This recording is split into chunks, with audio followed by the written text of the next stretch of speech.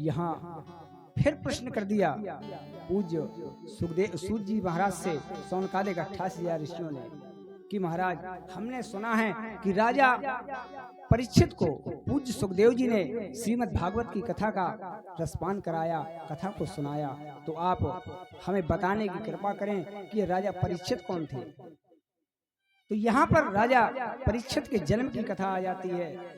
पूज्य सूत जी महाराज कहते हैं, यदा मृधे कौरव संजयानाम वीरे स्वथो वीर गतिम गतेषु बृकोदरा विद्य गदाभिमर्शो भग्नोरुदंडे धृतराष्ट्र पुत्रे। कहते जब महाभारत का युद्ध हो रहा था, कौरवों की सेना संपूर्ण विनष्ट हो चुकी थी और जो दुर्योधन था वो अपनी मरने की अंतिम सांसें गिन रहा था, उसी समय अश्वत्थामा आ गया। बोले भैया क्या हुआ, किसने की तुम्हारी ये दुर्गति, मैं पांचों पांडवों को जीवित नहीं छोड़ूंगा। सज्जनों, जो दुष्ट व्यक्ति होता है वो सोचता है कि मेरी एक आंख भले फूट जाए लेकिन पड़ोसी की दोनों फूट जाएं। मेरा 500 रुपया जरूर खर्च हो जाए लेकिन पड़ोसी का 5,000 लगवा दूंगा। ये कुमति होती है। 4 प्रकार की मति होती है सज्जनों। एक होती है मति, दूसरी होती सुमति, तीसरी होती कुमति और चौथी होती मंदमति। कुमति वो है कि मेरा नुकसान भले हो लेकिन पड़ोसी का हो जाए। सुमति वो है कि न मेरा नुकसान हो न मेरे पड़ोसी का हो। तालमेल मिला के चलना, प्रेम से रहना, भाव से रहना, ये सुमति होती है। रामचरितमानस में, रामचरित्र में मंदमती मंथरा थी।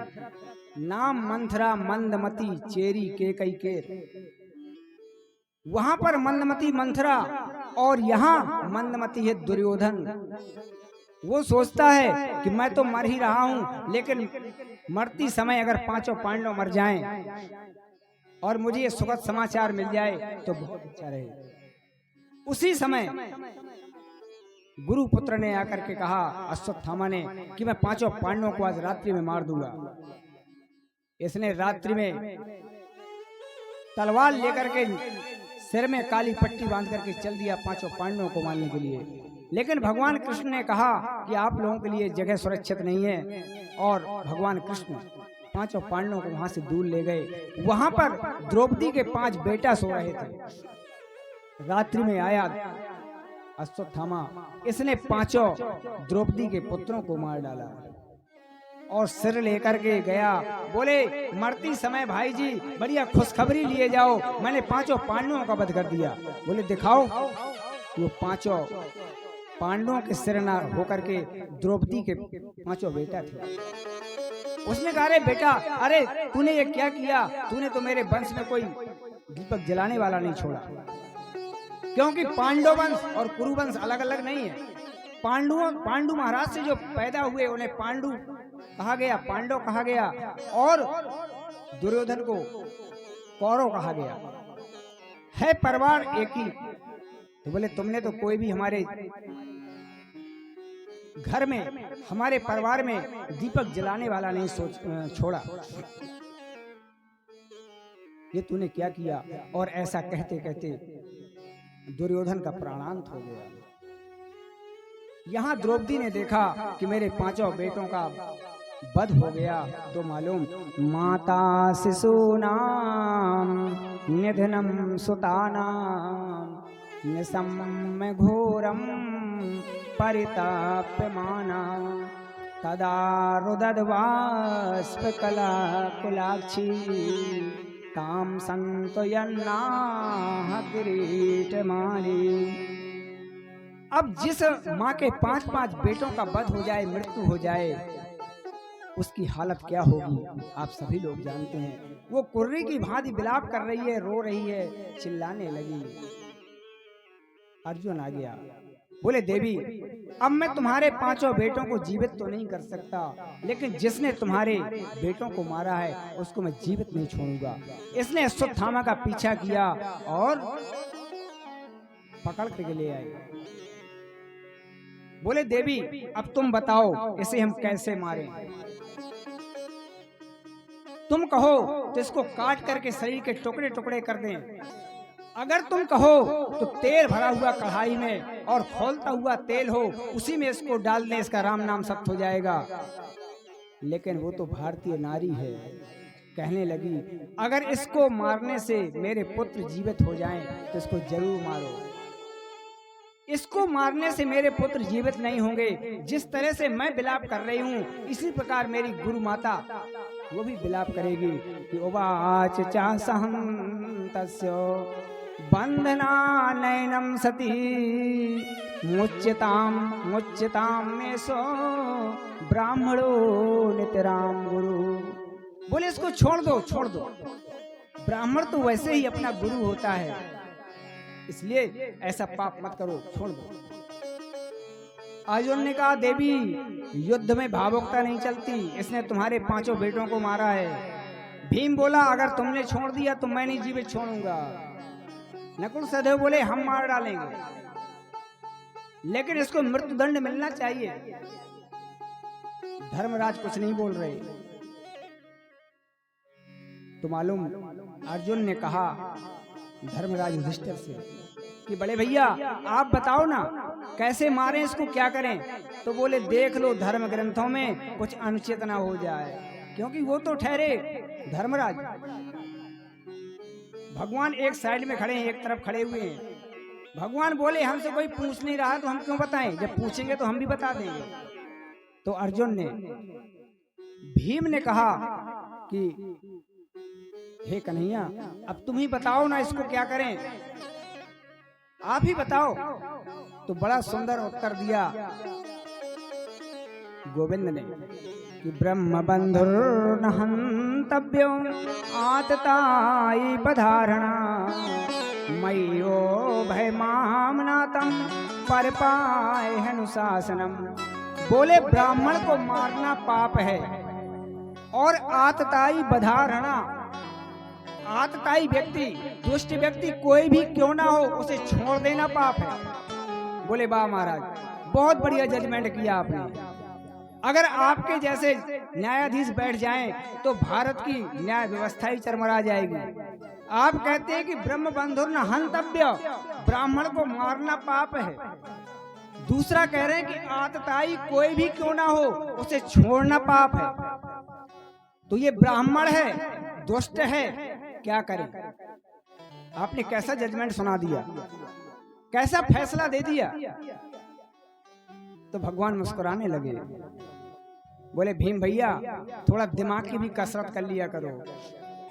जिसने मेरे मुख से गीता सुनी है उसे कुछ बताना शेष नहीं रहा।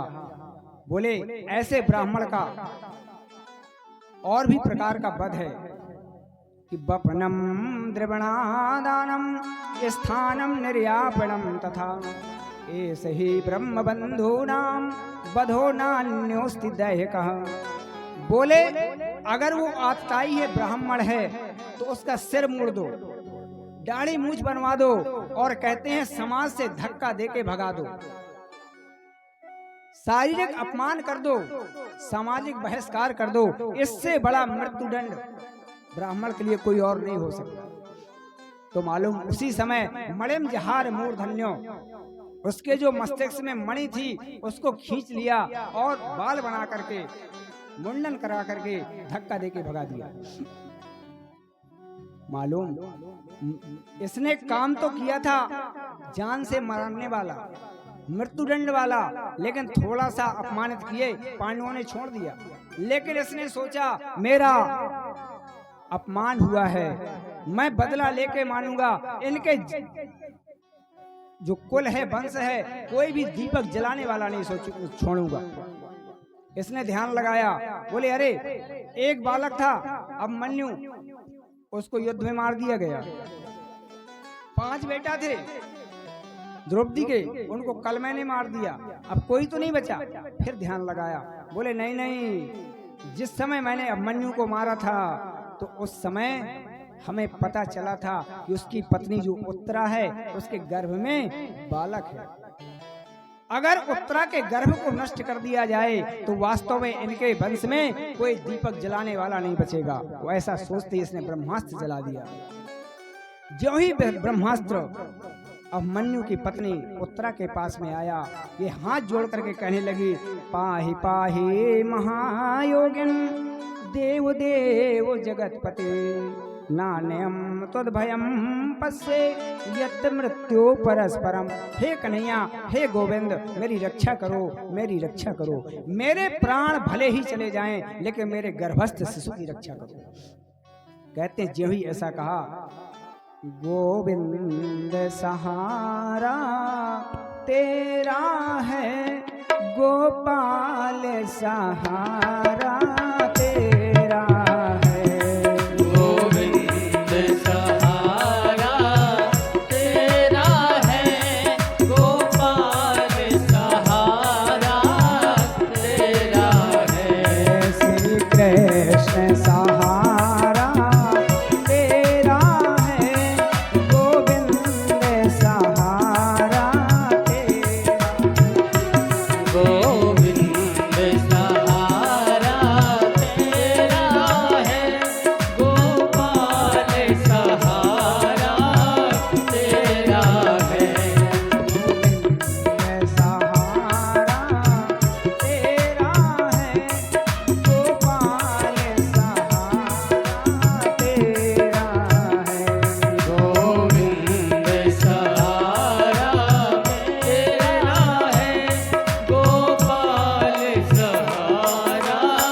तेरा है।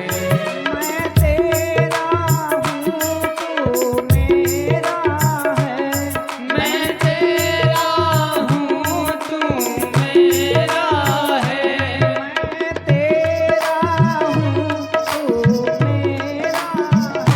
मैं तेरा हूँ तू मेरा है।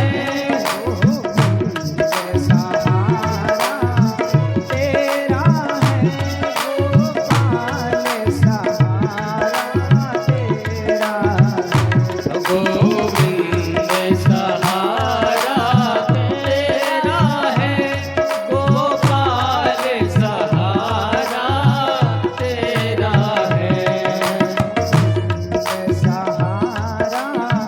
तेरा है, गोपाल सहारा तेरा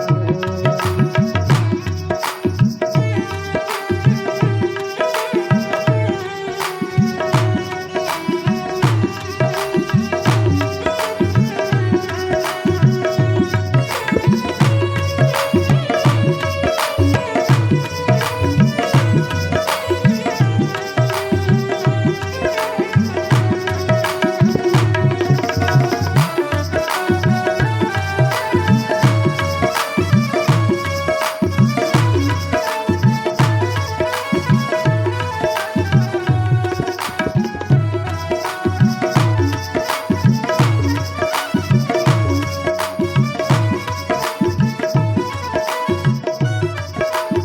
कहते हैं ज्यों ही करुणाद्र भाव से उत्तरा ने भगवान को पुकारा, तो भगवान ने गर्भ में जाकर के गर्भस्थ शिशु की रक्षा की। बोले बाल कृष्ण लाल की जय। यहाँ भरी सभा में कुंती ने कहा कि आप तो हमारे परमात्मा हैं, आप तो ईश्वर हैं। तो कन्हैया कहने लगे, देखो आप सब लोगों ने सुना, मेरी बुआ मेरे को भगवान बोलती, मेरे को परमात्मा बोलती। क्यों मंझले भैया आपने सुना, बड़े भैया आपने सुना, मेरी बुआ मुझे परमात्मा कहती है, भगवान कहती है। तो ठीक है बुआ, आज मैं मान लेता हूं कि मैं आज भगवान हूं। फिर भगवान से कुछ मांगा जाता है, मांगो तुम्हें क्या चाहिए। इतना सुंदर मांगा कुंती ने। बोली, हे कन्हैया, यदि आपका देने का मन है तो एक ही वरदान दे दो कि विपदा संतुना सस्वत तत्र तत्र जगत गुरु भवतो दर्शनम यस्यात् आपुनर्भव दर्शनम। बोले अगर आपका मन है देने का तो मुझे विपत्ति दे दो। एक विपत्ति दूर ना हो, दूसरी आ जाए, दूसरी दूर ना हो, तीसरी आ जाए। बोले अगर देना है तो विपत्ति दे दो। दुख दे दो। भगवान बोले बुआ अब मैं ये वरदान तो नहीं दे सकता। मैं पूछता हूं कि आपका दुख भोगते भोगते पेट नहीं भरता क्या? आपको कभी सुख मिला? सुख नहीं मिला। आप जब सुख भोगने का समय आया, आपका बड़ा पुत्र धर्मराज युधिष्ठिर भारत का सम्राट बना, तो आज फिर तुम दुख मांग रही हो। मैं आपको दुख नहीं दे सकता। तो बहुत सुंदर उत्तर दिया कुंती ने। कहने लगी कि भगवान कि विपदो नयो विपदा संपदो नयो संपदा विपत्ति विस्मरणम विष्णु संपत्ति नारायण स्मृति। बोले विपत्ति को विपत्ति नहीं कहते, संपत्ति को संपत्ति नहीं कहते। भगवान को भूल जाना सबसे बड़ी विपत्ति और भगवान का स्मरण बने रहना सबसे बड़ी संपत्ति। बोले मैं ऐसे दुख को अपने सिर पर धारण करना चाहती हूँ कि सुख के माथे सिल पड़े। सिल माने पत्थर, कि ऐसे सुख पे तो पत्थर पड़ जाए कि जिसमें परमात्मा की याद ना आए। कि सुख के माथे सिल पड़े जो हरि हृदय से जाए, बलिहारी वा दुख की जो पल पल नाम जपाए। कहते मैं ऐसे दुख को अपने सिर पर धारण करना चाहती हूँ कि जो परमात्मा का नित्य प्रति नित्य पल परमात्मा का चिंतन कराए। ऐसा दुख नहीं होता। युधिष्ठिर से कहा कि भैया आप मांगो। तो युधिष्ठिर ने कहा कि कभी भी मैं धर्म के पथ से विचलित न हूं। भीम ने कहा कि समय समय पर आपकी सेवा मिलती रहे। अर्जुन से कहा कि तुम भी मांगो। तो अर्जुन ने कहा कि शिष्यस्तेहम साधिमाम त्वाम प्रपन्नम। आप मेरे गुरु हैं, मैं आपका सखा हूं, आपका शिष्य हूं, और यही भाव हमेशा मेरे हृदय में बना रहे, यही वरदान दे दो। नकुल सहदेव ने कहा कि आपकी सेवा समय समय पर मिलती रहे और हमें कुछ नहीं चाहिए। अब समय आ गया सुभद्रा का मांगने का। सुभद्रा भगवान की लाडली बहन है, कृष्ण की पत्नी है। बोले बहन तुम भी मांगो ना, सब लोग आज मांग रहे हैं, तुम भी मांग लो। अगर तुम कहो कि मुझे ब्रह्मा बनना है तो कल मैं आपको ब्रह्मा बना दूंगा। तुम कहो मुझे इंद्र बनना है, कल से तुम इंद्र हो गई। बोलो क्या चाहिए। यहाँ कुंती सोच रही है कि कहीं मेरी बहू सांसारिक वस्तुओं को प्राथमिकता ना दे दे। पता नहीं क्या मांगती है क्या नहीं मांगती है, चिंता में है कुंती। लेकिन वो तो कृष्ण की बहन है। उसने बड़ा सुंदर मांगा और कहने लगी कि यदि आपका बहुत ही मन है देने का तो एक ही वरदान दे दो। बोले क्या। बोले जो मेरा मन रूपी हंस है वो आपके कमलस्थ रूपी चरणों में हमेशा के लिए बंद हो जाए। कि कृष्ण त्वदीय पद पंकज पिंजरांते अद्ययो में विसतु मानस राज हंसो प्राण प्रयाण समय कपवात पित्तई कंठावरोधन विधौ स्मरणम कुतस्ते। बोले मेरा मन रूपी हंस आपके चरण स्वरूपी पिंजड़े में हमेशा के लिए बंद हो जाए, यही वरदान दे दो। भगवान बोले अरे पगली क्या मांगती है, ये बुढ़ापे में मांगा जाता है जो तुम वरदान मांग रही हो। अभी तो राज सुख मांगो, वैभव मांगो, क्या मांग रही हो, भक्ति बुढ़ापे में मांग लेना। तो बहुत सुंदर उत्तर दिया सुभद्रा ने कि प्राण प्रयाण समय, जब मरने का समय आएगा, बुढ़ापा आएगा तो मालूम क्या होगा। कंठे घुरघुराए थे, बात पित्त कफ, ये तीनों परेशान करते हैं। प्राण प्रयाण समय कप बात पित्तई कंठावरोधन विधौ स्मरणम कुतस्ते। फिर उस समय जब कंठ घर घर करने लगता है तो ना कृष्ण की याद आती है, ना राम की याद आती है, ना उनका नाम मुख से निकल पाता है। इसलिए हे प्रभु यदि दे रहे हैं आप भैया तो मुझे यही वरदान दे दो। सभी ने वरदानों को मांगा। यहाँ राजा धर्मराज युधिष्ठिर बन गए और युधिष्ठिर ज्यों ही राजगद्दी पर बैठे सज्जनों, तो इन्हें बड़ी ग्लानि हुई। सोचने लगे कि देखो तो मेरे कारण हजारों माताएं विधवा हो गईं, लाखों बच्चे अनाथ हो गए। ये महाभारत का युद्ध हुआ क्यों? सिर्फ एक गद्दी की वजह से, इस सिंहासन की वजह से। ये सब मेरे कारण हुआ, गिलानी है। तो कृष्ण भगवान ने समझाया, बोले बड़े भैया इसमें आपका कोई दोष नहीं है। कि काऊ न को सुख दुख कर दाता, निज कृत कर्म भोग सुनु भ्राता। बोले अपने कर्मों के द्वारा फल मिलता है, इसमें कोई किसी का दोषी नहीं होता। कि न भुक्तम क्षीयते कर्मः जन्म कोटि सतैरपि, अवश्यम एव भोक्तव्यम कृतम कर्म शुभम। कहते जो व्यक्ति कर्म करता है उसे भोगना पड़ता है। जन्म कोटि सतैरपि, चाहे 100 जन्म क्यों ना लेना पड़े, जब तक उस पाप का हम भोग नहीं कर लेते तब तक उस पाप से छुटकारा नहीं मिल सकता, कभी नहीं मिल सकता, चाहे हमें 100 जन्म लेना पड़े। मालूम आप सभी लोग जानते हैं, बालक पैदा हुआ, भला बताओ उसने कौन सा भी पाप कर दिया? तो कहीं अपंग पैदा हो रहा है, कहीं गूंगा पैदा हो रहा है, कहीं अंधा पैदा हो रहा है। किस कारण से? अभी तो गर्भ में था ना, वो पैदा हुआ है, कोई ऐसा पाप कर्म नहीं किया। तो ये पूर्व जन्म के पाप से है, क्योंकि वो उस पाप का भोग नहीं किया है, जन्म हो गया है, तो इस जन्म में उसको भोगना पड़ रहा है। तो अवश्यम एवं भोक्तव्यम कृता कर्म शुभाशुभम, जीव को अवश्य ही भोगना पड़ता है। जो व्यक्ति जैसा कर्म करता है उसका उसे फल मिलता है। हमने अच्छा कर्म किया तो अच्छा फल मिलेगा, बुरा कर्म किया तो बुरा कर्म मिलेगा, बुरा फल मिलेगा। जैसा जो व्यक्ति करता है उसे भोगना पड़ता है। इसलिए भैया इसमें आपका कोई दोष नहीं है, लेकिन समझ में नहीं आया। क्यों? अगर गुरु के वाक्य में विश्वास ना हो तो समझ में नहीं आता।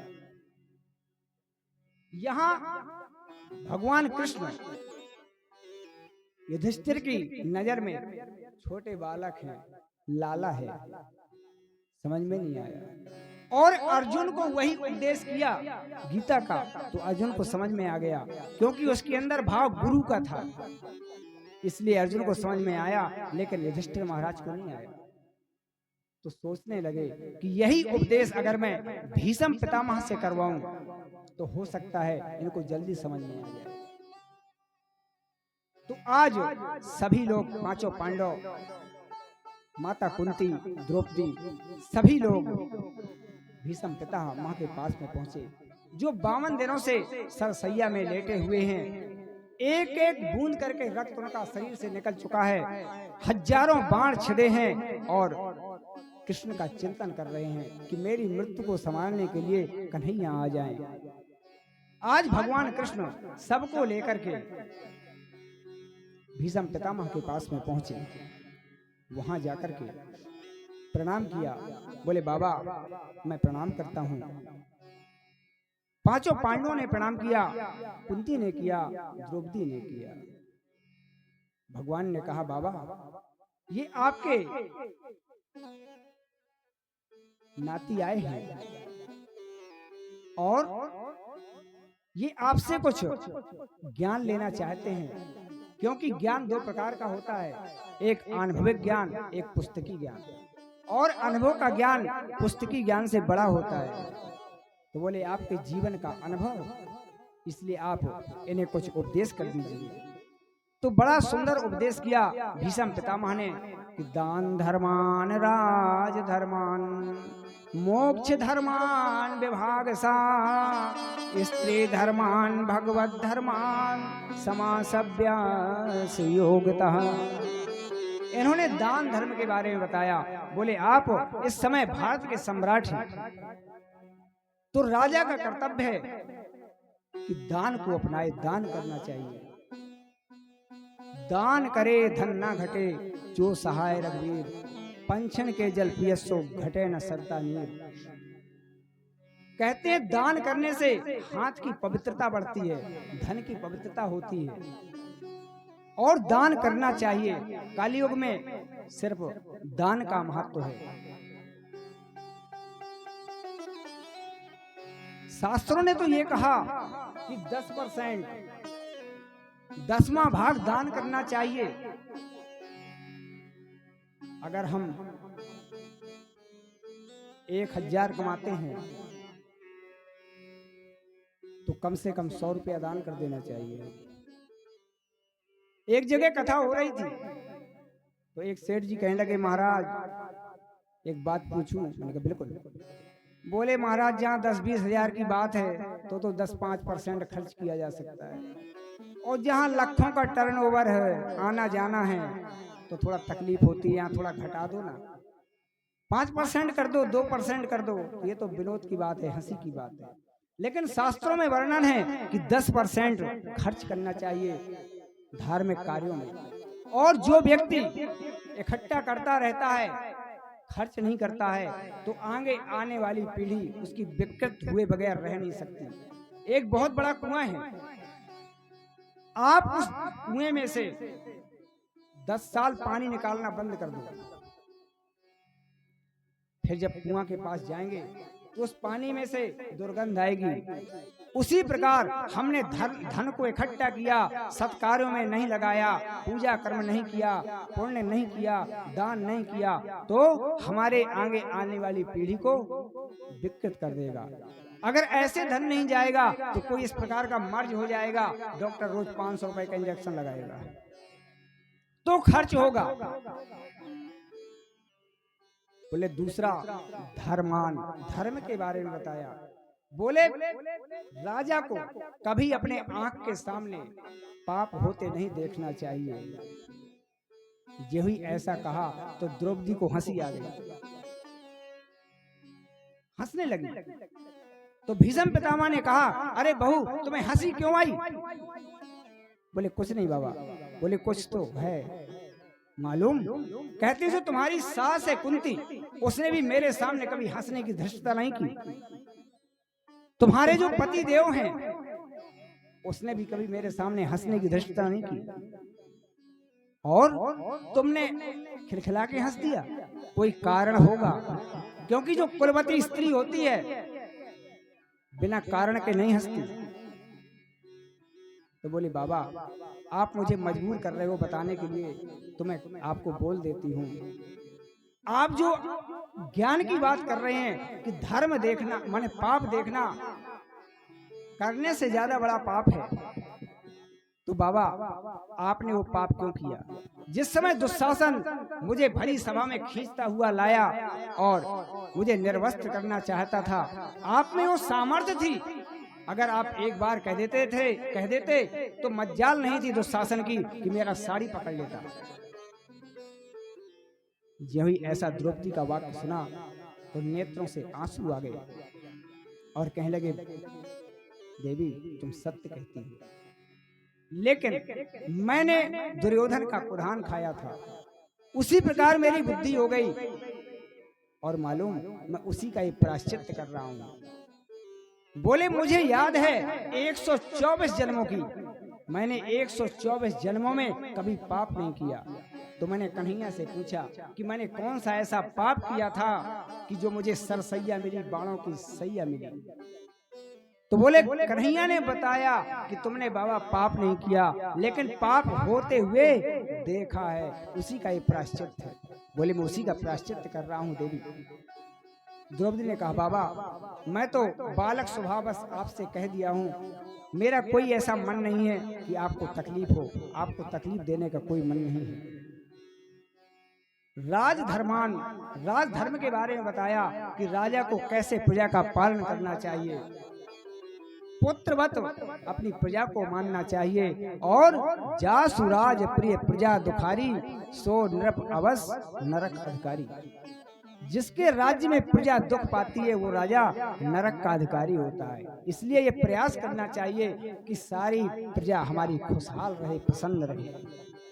मोक्ष धर्मान विभाग सह, और मोक्ष के बारे में बताया कि हमारा जो ये जीवन है, मानव काया मिली है, इसका परम लक्ष्य है मोक्ष की प्राप्ति।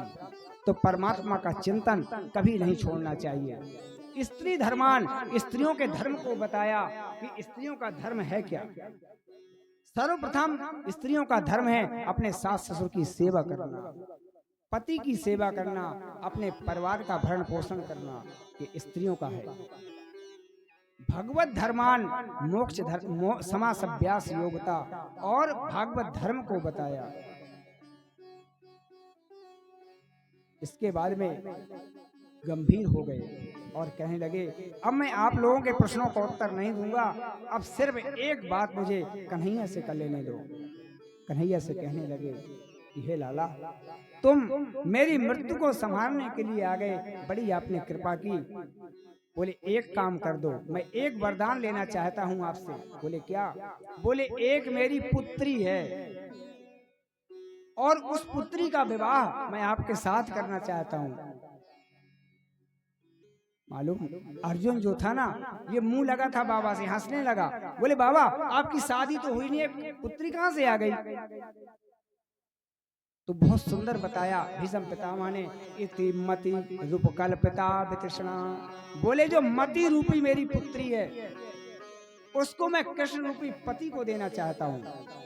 इति मति रूप कल्पिता वितृष्णा भगवती सात्वत पुंग में विभूमि स्वासुखमुपगते क्वचित् विहर्तुं प्रकृति मुपेयसु यद् भव प्रवाह।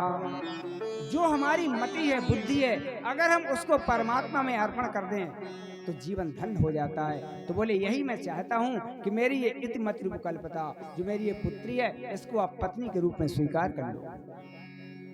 और बोले जिस समय महाभारत का युद्ध हो रहा था, तो आपने प्रतिज्ञा की थी कि मैं कोई भी अस्त्र शस्त्र ग्रहण नहीं करूंगा, और मैंने भी ये प्रतिज्ञा की थी कि आज मैं भगवान से अस्त्र धारण करवा लूंगा, कि आज जो हरहिना शस्त्र गहाऊं, तौलो मैं गंगा जननी को शांतनु सुतना कहां।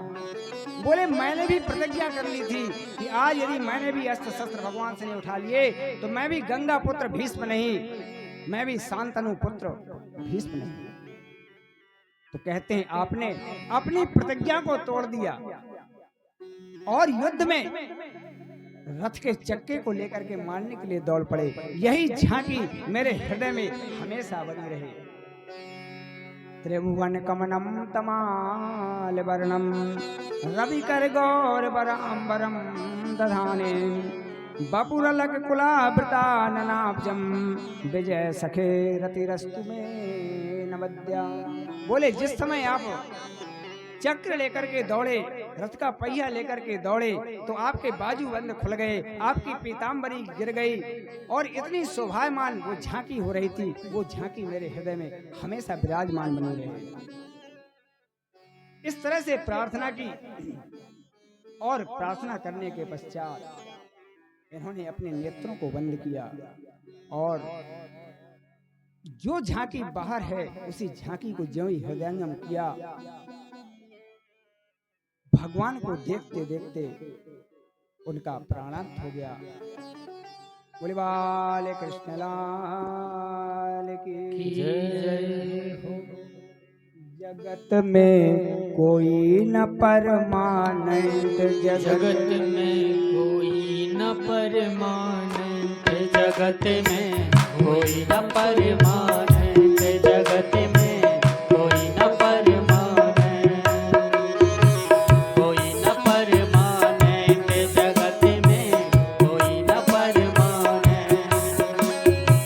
तेरे चमेली चंदन साबुन, तेरे चमेली चंदन साबुन, चाहे लगा लो सेंट, जगत में कोई न परमानंद, जगत में कोई न परमानंद, जगत में कोई न परमानंद, जगत इस जगत में कोई परमानेंट नहीं है। सबको एक दिन जाना है। चाहे जितना तेल लगाओ, चाहे तरह तरह की क्रीम लगाओ, चाहे जितना सुंदर वेश बनाओ, चाहे हजारों रुपए के कपड़े पहनो, लेकिन कोई इस संसार में परमानेंट नहीं है। सबको जाना पड़ता है। ओ तेल चमेली चंदन साबुन, तेल चमेली चंदन साबुन, चाहे लगा लो सेंट, जगत में कोई न परमानेंट, जगत में कोई न परमानेंट, जगत में कोई न परमानेंट।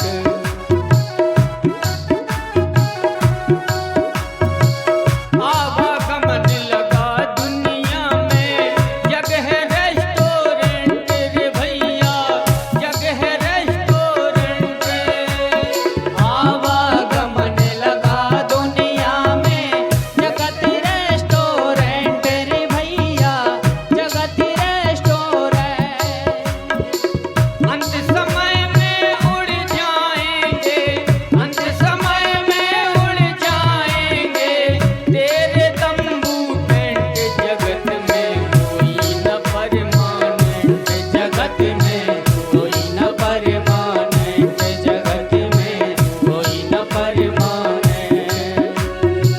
तेल चमेली चंदन साबुन, तेल चमेली चंदन साबुन, चाहे लगा लो सेंट, जगत में कोई न परमानेंट, जगत में कोई न परमानेंट।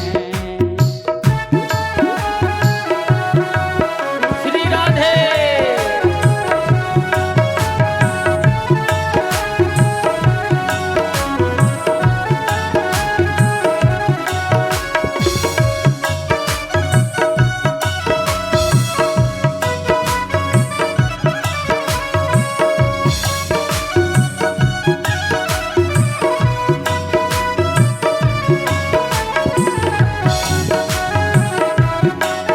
तालियों की सेवा के साथ सभी लोग। हो राष्ट्रपति हो, कर्नल जनरल, या हो लेफ्टिनेंट रे भैया, या हो लेफ्टिनेंट रे भैया, या हो लेफ्टिनेंट। हाँ राष्ट्रपति हो, कर्नल जनरल, या हो लेफ्टिनेंट रे भैया, या हो लेफ्टिनेंट। हो राष्ट्रपति जनरल कर्नल हो, यो या लेफ्टिनेंट रे भैया, या हो लेफ्टिनेंट। काल सभी को खा जाएगा, काल सभी को खा जाएगा, लेडीज हो या जेंट्स, जगत में कोई न परमानेंट, जगत में कोई न परमानेंट, जगत में कोई न परमानेंट।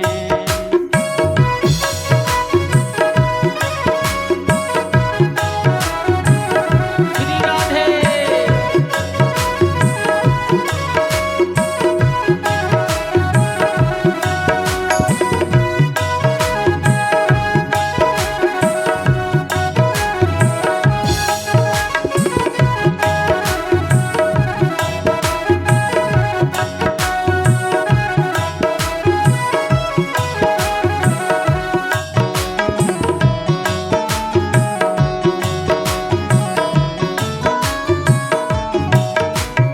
हरिद्वार चाहे काशी, मथुरा दिल्ली कैंट रे भैया, मथुरा दिल्ली कैंट रे भैया, मथुरा दिल्ली कैंट। ओ हरिद्वार चाहे मथुरा काशी, घूमो दिल्ली कैंट रे भैया, घूमो दिल्ली कैंट रे भैया, घूमो दिल्ली कैंट। मन में नाम प्रभु का राखो, मन में नाम प्रभु का राखो, धोती पहनो या पैंट, जगत में कोई न परमानेंट, जगत में कोई न परमानेंट, जगत में कोई न परमानेंट। तेल चमेली चंदन साबुन, तेल चमेली चंदन साबुन, चाहे लगा लो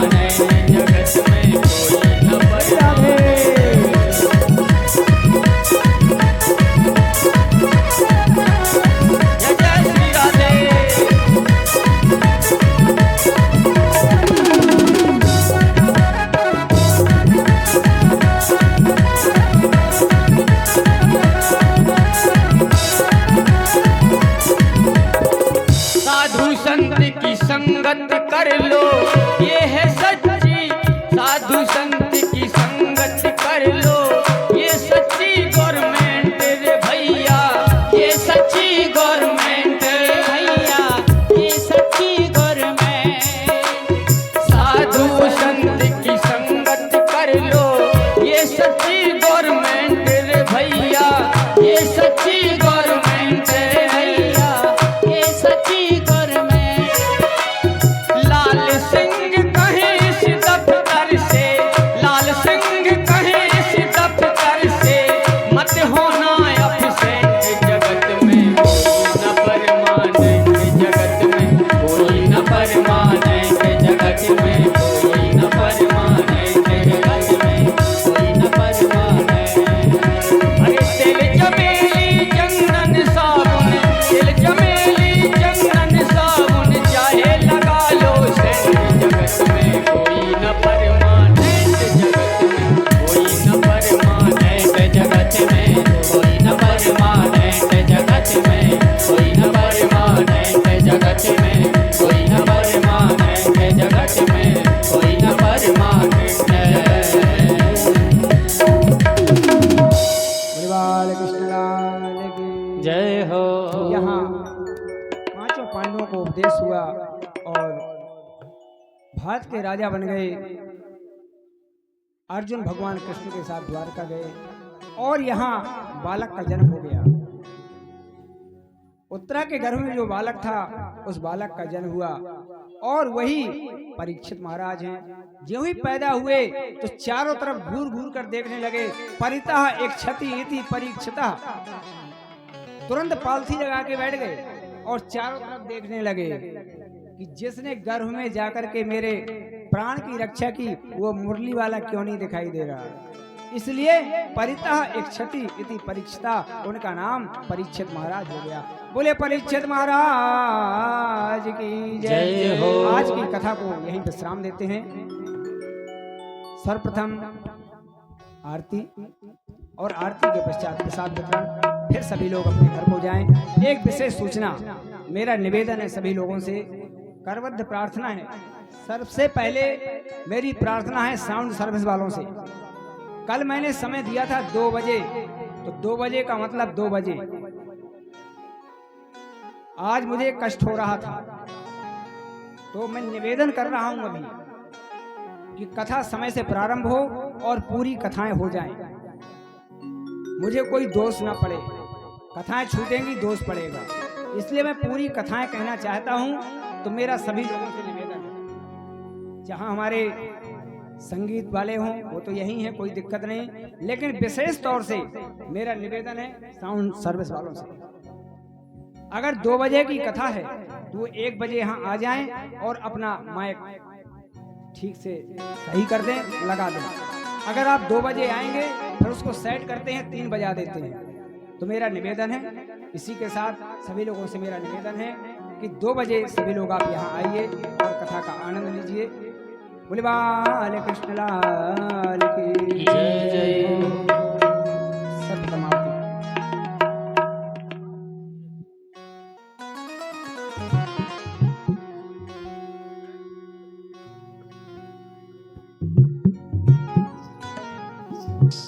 श्री बांके बिहारी तेरी आरती गाऊं, बांके बिहारी तेरी आरती गाऊं, श्री बांके बिहारी तेरी आरती गाऊं, श्री बांके बिहारी तेरी आरती गाऊं, बांके बिहारी तेरी आरती गाऊं, श्री आरती गाऊं, प्यारे आपको मनाऊं,